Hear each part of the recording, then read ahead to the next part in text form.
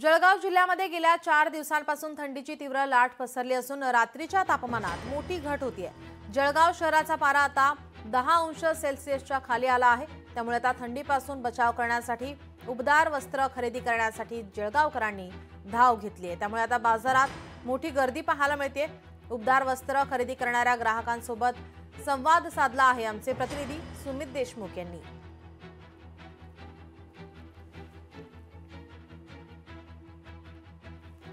जळगाव जिल्ह्यात गेल्या 4 दिवसांपासून थंडीचा कडाका वाढल्याने जळगावकर आता या थंडीपासून बचाव करण्यासाठी उबदार कपडे खरेदी करण्यासाठी जळगावकरांनी बाजारात गर्दी केल्याचं पाहायला मिळत आहे।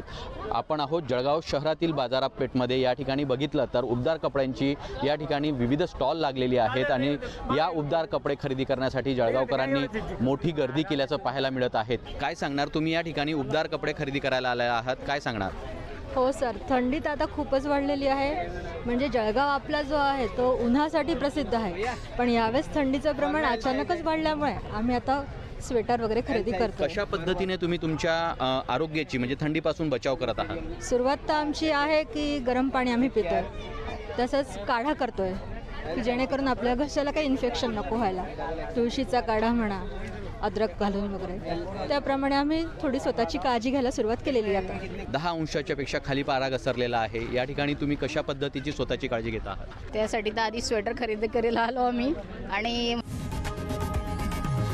लोकशाही मराठी ऐका, पहा, जागरूक रहा।